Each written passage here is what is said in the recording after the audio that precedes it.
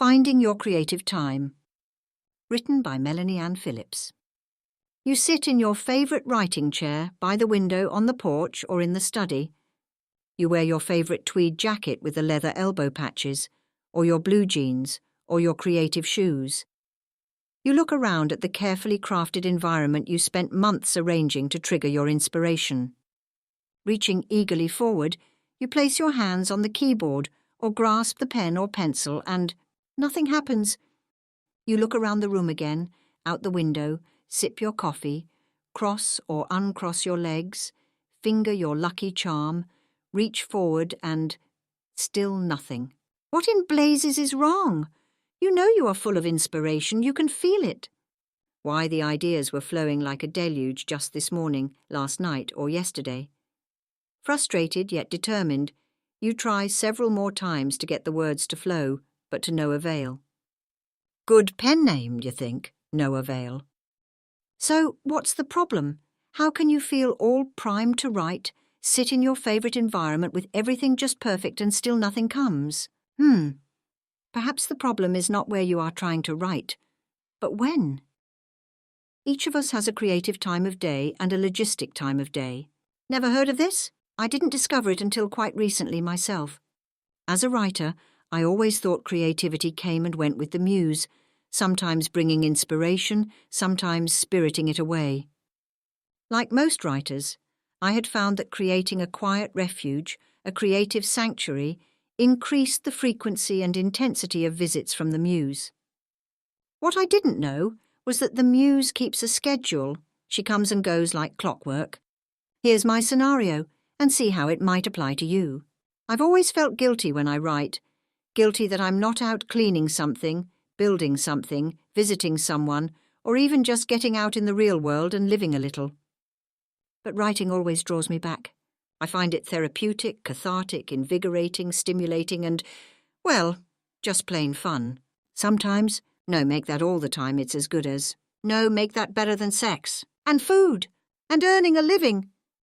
I often feel, when writing, like that rat with the wire connected to his pleasure centre, who kept pushing the stimulation button until it starved to death because it forgot to eat. Well, the urge to write is there all the time, but because I feel guilty, I try to get all of my chores done in the morning, clearing the way to spend the afternoon or evening writing guilt-free. But then I sit there watching the sun go down, full of the desire to write, but completely unable to do so. Recently, however, I had the good fortune of actually finishing all my chores the night before. I found myself with the whole morning free and guilt-free as well. At first, I was just going to goof off, do some reading, watch some TV. But then that old writing bug took a nip of my soul, and off I was to my study to pound the keys. And you know what? The words just spilled out like secrets from the town gossip. This was wonderful. What an experience! I was pelting out the thoughts without the least guilt, and without the slightest hesitation. I was flying through my own mind and playing it out on the keys. It felt very much like when I play music. But why was this happening? I was truly afraid the feeling would go as quickly as it came, and I would be lost in the creative doldrums again. In fact, it did fade with time, not abruptly, but gradually, slipping away until it was no more. But it did not leave a vacuum. In its place was a rising motivation to clean something, build something, visit someone, or get out in the real world and live. Then it hit me. Perhaps my creativity does not spring from where I write, but when. Perhaps the morning is my creative time and the afternoon, my practical time. I experimented trying to write in the afternoon, the evening, at night, the morning. Quickly I discovered that if I felt free from the guilt of non-practical activity, I could write in the morning as if I were designed to do nothing else. But no matter how many chores I might accomplish in the morning, by the time the sun dropped below the horizon, my inspiration dropped away as well. In fact, my creative time seems tied to the sun. For me, it brightens in the morning, peaks around noon, and fades away to nothing at dusk. Interestingly, I recently moved to the mountains, and dusk comes early here in the canyon this time of year. Far earlier than when I lived down in the flatlands of the city. Looking back over the years, I could see that my daily creative cycle depended upon the direct rays of the sun, not the time of day. And all those years that I tried to get the practical stuff done in the morning to avoid guilt didn't help my creativity, but hindered it. Lately, I just know that when the sun goes down, it's time to get practical. As a result, I know in the morning that I'll accomplish real-world logistic things later in the day. That eliminates guilt, because the work part is already scheduled. And that frees my mind to play with words all morning long. When is your creative time? Just being a morning person or a night person isn't enough, because that only determines when you have your most energy. But what kind of energy? Perhaps you are more energetic when you are working on the practical, so you think that just because you get your greatest energy at night, you are a night person. This is not necessarily so. Suppose your creative side is never the most energetic part of you, but is strongest in the morning. Then you are a practical night person and a creative morning person. Your creative time might be any span of hours in the day, or it might even be more than one time.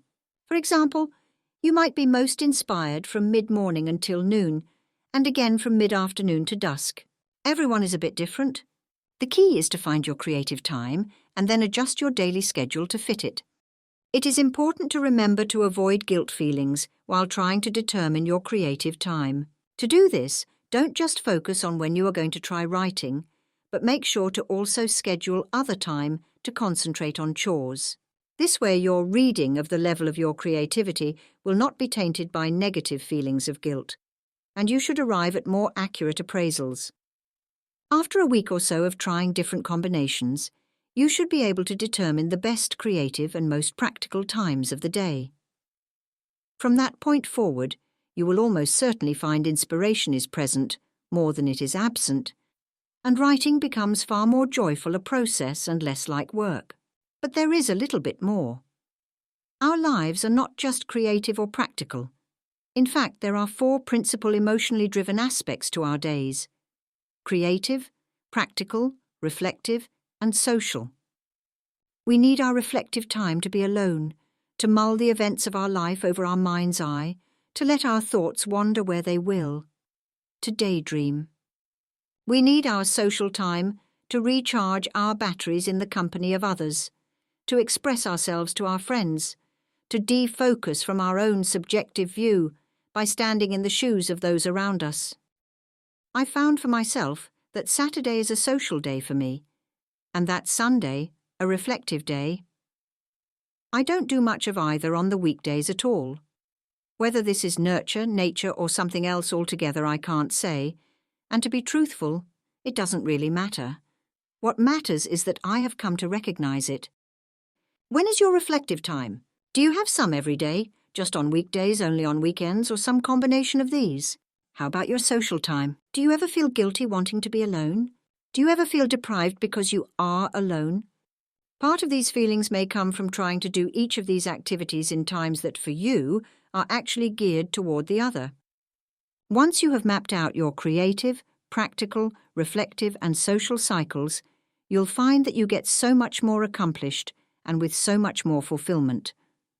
All 4 aspects of your life will improve, and the improvement in each will remove emotional burdens and therefore increase the energy in each of the other 3. In short, you can be in phase with your emotional cycles, or out of phase. The more you schedule your activities to match the flow of your feelings, the more your life experience will buoy itself higher and higher with less and less effort. And best of all, the more inspiration you will find when you sit in your tweed jacket and reach for the keyboard.